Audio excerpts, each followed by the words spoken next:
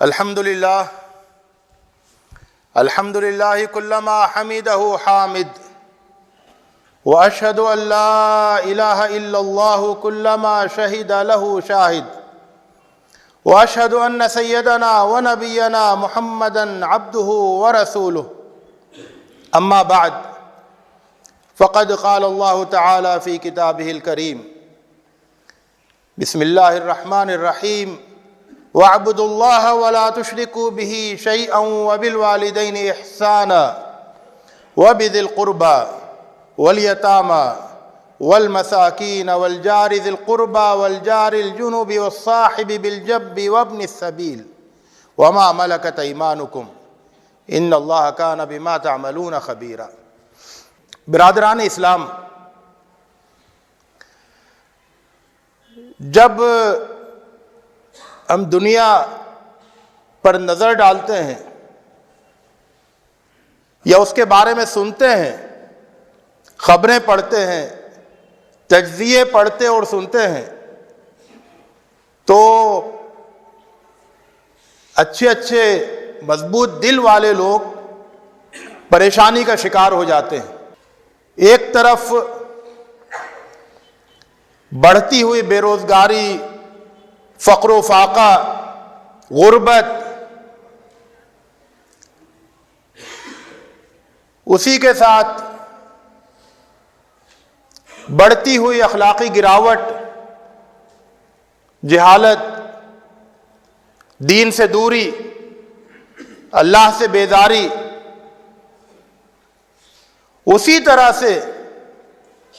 بڑھتی ہوئی نفرت، دشمنی، فرقہ پرستی کا زہر۔ تو یہ سب جب چیزیں ہم دیکھتے ہیں اور اس کے بعد زیادہ طاقتور اور زیادہ مالدار لوگوں کا بڑھتا ہوا تسلط، بڑھتی ہوئی زیادتیاں، اور اعداد و شمار، آج کے اعداد و شمار گزشتہ کل کے اعداد و شمار کے مقابلے میں یہ صاف بتاتے ہیں کہ آنے والا کل آج سے زیادہ پریشان کن، زیادہ تکلیف دہ اور زیادہ خطرناک ہوگا۔ یہ جو صورتحال ہے ہر پہلو سے، تو بالکل آدمی مایوسی کا شکار ہونے لگتا ہے۔ جو زیادہ حساس ہوتا ہے اسے لگتا ہے کہ وہ ڈپریشن کا شکار ہو جائے گا، اور جو دوسروں کے سلسلے میں احساس نہیں رکھتا ہے وہ بھی اپنی اور اپنی نسل کے سلسلے میں سوچ کر پریشان ہو جاتا ہے۔ تو اتنی بڑی دنیا ہے، کئی سو کروڑ کی آبادی ہے، اور ہر طرف خرابی ہے، برائی ہے، پریشانی ہے۔ ایسے میں آدمی یہ سوچتا ہے کہ میرا کیا رول ہو سکتا ہے، اس بگڑتی ہوئی دنیا کو بنانے میں کیا کر سکتا ہوں۔ میں تو ایک اکیلا آدمی ہوں، کمزور ہوں، میرے پاس اتنا سرمایہ بھی نہیں ہے، میرے پاس اتنی طاقت بھی نہیں ہے، میرے پاس اتنے لوگ بھی نہیں ہیں۔ تو ہر آدمی اپنی جگہ یہی سوچتا ہے کہ میں کچھ نہیں کر سکتا اتنی بڑی دنیا میں، اور اتنے بڑے بگاڑ کو روکنے میں میرا کوئی رول نہیں ہو سکتا ہے۔ تو یہ ایک مایوسی کا عالم ہے، یعنی یا تو سامنے اندھیرا نظر آتا ہے یا پھر بند دیواریں نظر آتی ہیں، بند راستے کہ اس کے پیچھے جانے کا کوئی راستہ نہیں ہے۔ تو آج کی اس مجلس میں میری کوشش یہ ہوگی کہ قرآن و سنت کی روشنی میں اس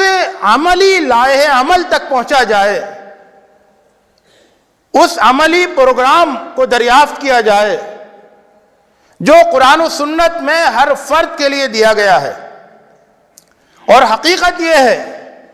کہ وہ پروگرام، وہ منصوبہ، وہ کرنے کا کام جو قرآن مجید میں دیا گیا ہے عملی پہلو سے، عملی منصوبہ وہ ایسا ہے کہ وہ ہم میں سے ہر آدمی کے بس میں ہے، ہر آدمی کی قدرت اور طاقت میں ہے، اور ہر آدمی اس کو انجام دے سکتا ہے۔ دیکھیے قرآن مجید اور سنت رسول صلی اللہ علیہ وسلم انسانی سماج کے سلسلے میں ہماری ہر طرح سے رہنمائی کرتے ہیں۔ نظریاتی طور پر یہ رہنمائی کی جاتی ہے کہ تمام انسانوں کو اللہ کا بندہ سمجھو، اللہ کی مخلوق سمجھو، اور انہیں مساوات کی نظر سے، برابری کی نظر سے دیکھو۔ فرمایا کہ الخلق عیال اللہ، جتنی خلقت ہے یہ سارے انسان یہ اللہ کا کنبہ ہے۔ وَخَيْرُ خَلْقِهِ أَنْفَعُهُمْ لِخَلْقِهِ، کہ ان میں سے بہترین لوگ وہ ہیں جو کہ لوگوں کے لیے زیادہ نفع بخش ہیں۔ تو نظریاتی طور پر یہ تعلیم دی گئی ہے کہ پوری دنیا کے تمام انسانوں کو انسان سمجھو، اللہ کا بندہ سمجھو۔ جذباتی طور پر یہ تعلیم دی گئی ہے کہ دنیا کے تمام انسانوں کو کہیں بھی وہ بستے ہیں ان کے سلسلے میں ہمدردی رکھو، ان کے درد کو محسوس کرو، ظلم جہاں ہو رہا ہے اس کو غلط سمجھو، زیادتی جہاں ہو رہی ہے اس کے خلاف آواز اٹھاؤ، اور سب کو اپنا سمجھو، سب سے ہمدردی رکھو، سب کے لیے دل میں نیک جذبہ رکھو۔ تو یہ نظریاتی تعلق ہے، جذباتی تعلق ہے، جس کے سلسلے میں یہ تعلیم دی گئی ہے کہ یہ تمام انسانوں سے رکھنا ہے۔ اس کے لیے ضروری نہیں ہوتا کہ آپ سارے انسانوں تک پہنچیں، اس کے لیے ضروری نہیں ہوتا کہ آپ سارے انسانوں سے باخبر ہوں، اس کے لیے یہ ضروری ہوتا ہے کہ آپ اپنے دل و دماغ کے اندر سب کے لیے صحیح مقام رکھیں۔ تو یہ تو نظریاتی اور جذباتی تعلق کی بات ہو گئی ہے۔ مجھے آج جس چیز پر گفتگو کرنی ہے وہ انسانی سماج میں ہمارا عملی رول۔ اب ظاہر ہے کہ عملی رول آپ کا پوری دنیا میں جا کے نہیں ہو سکتا ہے، سارے انسانوں کو آپ فیض پہنچا دیں اپنی ذات سے، یہ تو ممکن نہیں ہے۔ نبی بھی آتے تھے تو ایک ہی علاقے میں آتے تھے، کوئی نبی ایسا نہیں ہے جس نے اپنی زندگی میں دنیا کے سارے انسانوں تک پیغام پہنچا دیا ہو، کوئی نبی ایسا نہیں آیا۔ آخری رسول حضرت محمد مصطفیٰ صلی اللہ علیہ وسلم کے پیغام کی خصوصیت یہ ہے کہ وہ پیغام سارے انسانوں کے لیے ہے، لیکن اللہ کے رسول صلی اللہ علیہ وسلم نے اپنی حیات مبارکہ میں ایک بڑے علاقے تک پیغام کو پہنچایا تھا، جس کے بعد آپ کے صحابہ اور دور تک پہنچاتے رہے، اور آنے والے لوگ اور دور تک پہنچا رہے ہیں اور پہنچاتے آئے ہیں۔ تو میں کہہ رہا تھا کہ جو عملی تعلق ہے اس کے سلسلے میں قرآن مجید یہ تصور دیتا ہے قریبی سماج کا۔ قریبی سماج آپ کے آس پاس کی سوسائٹی، آپ قریبی سماج کو اپنا نشانہ بنائیں، قریبی سماج کے سلسلے میں اپنی ذمہ داریوں کو پہچانیں، اور قریبی سماج کے سلسلے میں منصوبہ بنائیں۔ قریبی سماج سے مطلب کیا ہے؟ قریبی سماج کا تعارف اس آیت میں کرایا گیا ہے جو میں نے آپ کے سامنے پڑھی۔ فرمایا وَاعْبُدُوا اللَّهَ وَلَا تُشْرِكُوا بِهِ شَيْئًا وَبِالْوَالِدَيْنِ إِحْسَانًا، والدین تو اولاد اور والدین کا تعلق، قریب ترین سماج۔ وَبِذِي الْقُرْبَى، رشتہ دار، خاندان، تو آپ کا خاندان آپ کا قریبی سماج ہے۔ اور پھر آپ کے آس پاس جو یتیم ہے، مسکین ہے، جن کے سلسلے میں آپ کو واقف ہونا ہے، والیتامی والمساکین۔ اور اس کے بعد پھر ایک اور قریبی سماج کا ذکر کیا گیا، والجار ذی القربى والجار الجنب، پڑوسی۔ خاندان اور پڑوس، یہ آپ کا قریبی سماج ہے۔ والصاحب بالجنب، کہ اس کے علاوہ خاندان اور پڑوس، اس کے علاوہ آپ جہاں کہیں جاتے ہیں، آپ سفر پہ ہیں، آپ کسی اور جگہ کچھ دن کے لیے گئے، آپ کسی کام سے کہیں پر گئے، آپ کا آفس کہیں پر بھی ہو، آپ کے کام کی جگہ کہیں بھی ہو، وہاں جو آپ کے آس پاس ہے وہ بھی آپ کے قریبی سماج کا حصہ ہے۔ وہ اپنی سبیل، کہ اگر کوئی باہر کا آدمی ہے وہ آپ کے قریبی سماج میں شامل نہیں ہے، لیکن وہ سفر کرتے ہوئے آ کے آپ کے پڑوس میں آتا ہے، آپ کے محلے میں آتا ہے، آپ کی بستی اور آپ کے گاؤں میں آتا ہے، تو اب اس سے بھی آپ کا ایک عملی تعلق بنتا ہے۔ وَمَا مَلَكَتْ أَيْمَانُكُمْ، اور آپ کے زیر دست جو لوگ ہیں، پہلے زمانے میں غلامی کا رواج تھا، غلامی کی شکلیں بدلتی گئیں، لیکن بہرحال بہت سے انسانوں کے زیر دست بہت سے انسان ہوتے ہیں، تو وہ بھی اس قریبی سماج کا حصہ ہے۔ تو یہ قریبی سماج کا تصور اس آیت میں دیا گیا ہے، اور اس کے ساتھ احسان کا تعلق رکھنے کا حکم دیا گیا ہے۔ یہ جو قریبی سماج ہے، یہ بہت ٹھوس بنیادیں ہیں سماج کی اصلاح کی اور سماج کو بہتر بنانے کی، سماج کی تشکیل کرنے کی، یہ بہت ٹھوس بنیادیں، عملی بنیادیں ہیں۔ ہر انسان کا ایک خاندان ہوتا ہے، ہر انسان کا ایک خاندان ہوتا ہے۔ وہ خاندان والے آپ کے قریب ہو سکتے ہیں، آپ کے آس پاس رہنے والے ہو سکتے ہیں، ہو سکتا ہے وہ خاندان والے آپ سے بہت دور رہ رہے ہوں، لیکن جو خاندانی رشتہ ہے وہ ایک ٹھوس بنیاد ہے آپ کے اور ان کے تعلق کی۔ تو اس تعلق کو استعمال کرتے ہوئے آپ کو اپنے منصوبے کو عمل میں لانا ہے۔ اصلاح حال کے منصوبے میں آپ کی پہلی بنیاد ہے آپ کے قریبی سماج کا یہ بازو، یعنی خاندان، جو آپ سے کے قریب بھی آس پاس رہنے والے ہو سکتے ہیں اور دور بھی ہو سکتے ہیں۔ اور دوسرے لوگ کون ہیں؟ وہ ہے آپ کا پڑوس، جس کو ہم کہہ سکتے ہیں کہ آپ کا محلہ۔ یہ آپ جہاں بھی رہیں گے آپ کے آس پاس یہ لوگ رہیں گے۔ جس شہر میں جا کے آپ بسیں گے اس شہر میں آپ کے آس پاس ایک محلہ ہوگا، ایک بستی ہوگی، ایک پڑوس ہوگا۔ جس زمانے میں یہ آیت نازل ہوئی ہے تو ظاہر ہے کہ اس زمانے میں اگر آپ دیکھیں تو عام رواج جو تھا وہ قبیلوں کا تھا، تو قبیلہ ہی محلہ ہوتا تھا، قبیلے کے لوگ ہی، خاندان کے لوگ ہی پڑوسی ہوتے تھے کہ صاحب قریش کے قبیلے کے لوگ یہاں رہتے ہیں، اس میں بنو ہاشم یہاں رہتے ہیں، بنو عبد مناف یہاں رہتے ہیں، مدینے میں اوس کے لوگ یہاں رہتے ہیں، خزرج کے لوگ ادھر رہتے ہیں، یہود کا فلاں خاندان ادھر ہے، فلاں خاندان ادھر ہے۔ تو اس طرح سے خاندانوں کے محلے ہوتے تھے۔ لیکن اب پھر بعد میں جب نقل مکانی ہوئی اور آنا جانا ہوا، مدینہ منورہ میں جب ہجرت کر کے لوگ آئے تو اس کے بعد پھر محلے خالص خاندانوں کے محلے نہیں رہے، بلکہ پھر ایسے بھی لوگ رہے جو کہ خاندان کے ہوتے تھے، اور ایسے بھی لوگ جو آپ کے پڑوس میں ہوتے، آپ کے محلے میں ہوتے، لیکن آپ کے خاندان میں نہیں ہوتے۔ پھر یہی محلے کا سسٹم جو ہے یہ بڑھتا چلا گیا۔ تو اس طرح سے دو قریبی سماج ہے ہمارے پاس، ایک ہے ہمارا خاندان، خاندان کے سلسلے میں، رشتہ داروں کے سلسلے میں حضور اکرم صلی اللہ علیہ وسلم کی احادیث ہیں، قرآن مجید کی آیتیں ہیں، جن میں بہت تاکید کر کے یہ بتایا گیا ہے کہ اپنے تمام رشتہ داروں سے بلا تفریق۔ عام طور سے کیا ہوتا ہے کہ خاندان میں رشتہ داروں میں تفریق کر دی جاتی ہے، یہ میکے والے، یہ سسرال والے، یہ ننیال والے، ددیال والے، اور والدین کی تربیت کبھی غلط ہوتی ہے تو بچہ جو ہے وہ کٹ کے رہ جاتا ہے، خالی ننیال کا ہو جائے گا یا خالی ددیال کا ہو جائے گا،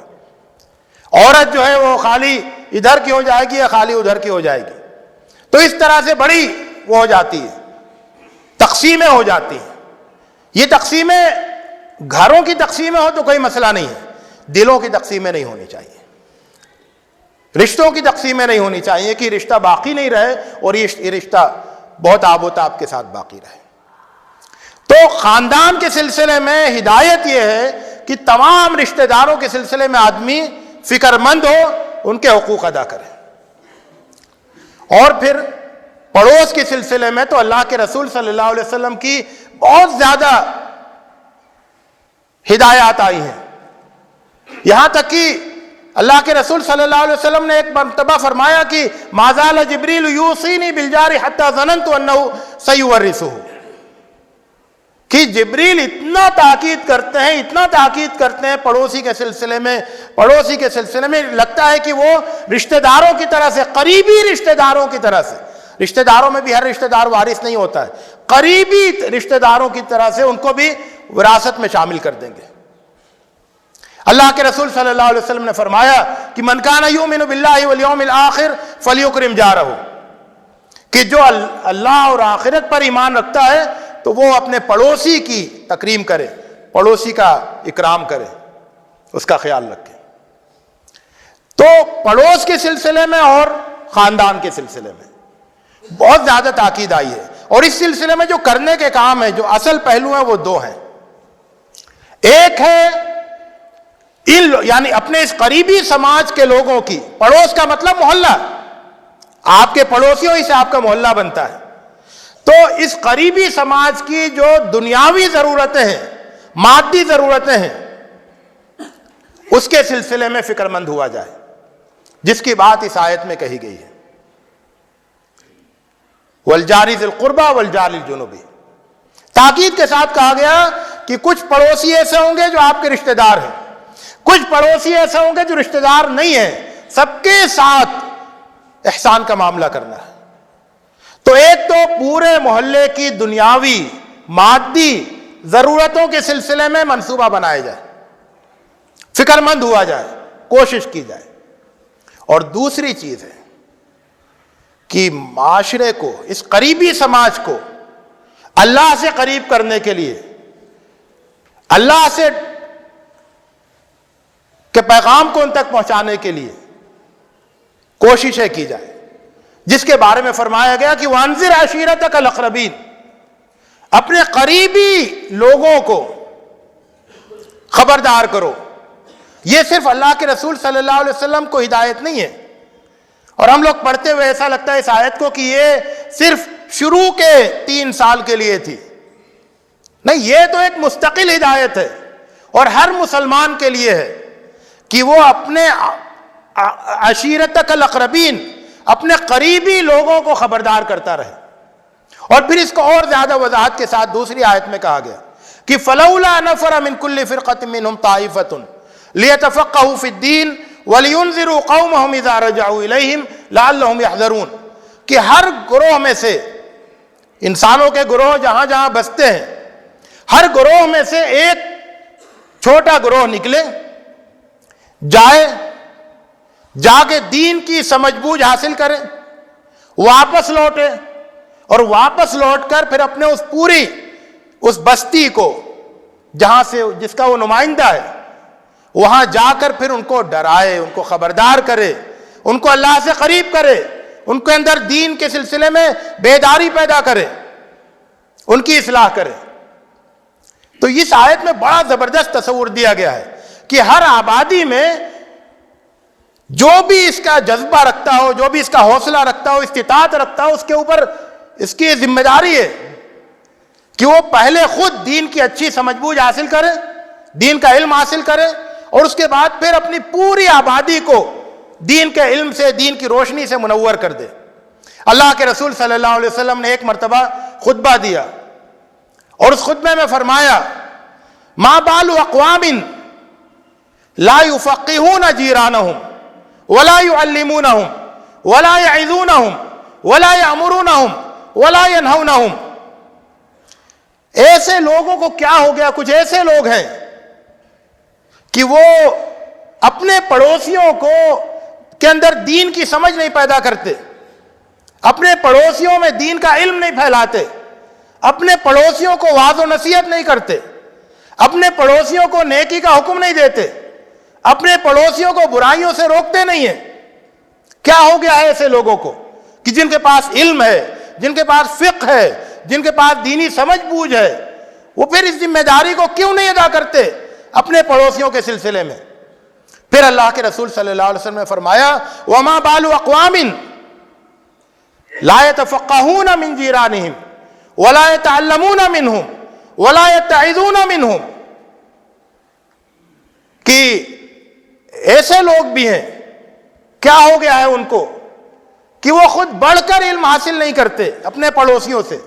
اپنے پڑوسیوں سے خود بڑھ کر دین کی سمجھ بوجھ حاصل نہیں کرتے،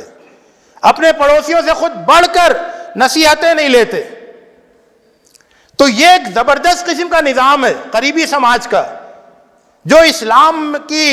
اسلامی سوشولوجی کا یہ ایک زبردست باب ہے۔ یہ اس کا تصور کسی اور جگہ آپ کو ملنا مشکل ہے، ایسا زبردست نظام کہ اس میں ایک خاندان کی بنیاد پر اور ایک محلے کی بنیاد پر ایک یونٹ خاندان ہو اور ایک یونٹ محلہ ہو، اور اس یونٹ کے اندر لوگ مل کر بیٹھیں، منصوبہ بنائیں، سوچیں کہ محلے کی بنیادی ضرورتیں کیا ہیں۔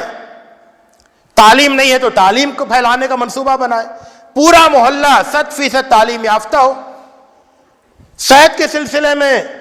گندگی وغیرہ کا مسئلہ ہے تو پورا محلہ صاف ستھرا ہو، اس کا منصوبہ ہو۔ پورے محلے میں سب کو روزگار حاصل ہو جائے، اس کا منصوبہ بنایا جائے، اور پورے محلے میں لوگوں کو دین کا علم حاصل ہو جائے، اس کا منصوبہ بنایا جائے۔ پورے محلے میں سے غلط رسم و رواج، خرافات، بدعات، وہ سب چیزیں ختم کر دی جائیں، اس کا منصوبہ بنایا جائے۔ غرض یہ کہ ایک مثالی محلہ، ایک مثالی، اسی طرح سے خاندان میں بھی ہو۔ ہوتا یہ ہے کہ خاندان کے لوگ جمع بھی ہوتے ہیں مختلف مواقع پر، شادی اور غمی کے موقع پر جمع ہوتے ہیں، ایک دوسرے سے ملتے ہیں اور اس کے بعد پھر چلے جاتے ہیں، لیکن ان کو آپس میں جوڑنے کا، سمجھانے کا اور ان کی بنیاد پر ایک بڑی اصلاحی مہم کھڑی کرنے کا کوئی خیال نہیں آتا ہے۔ یہ ایک بہت بڑی کوتاہی ہے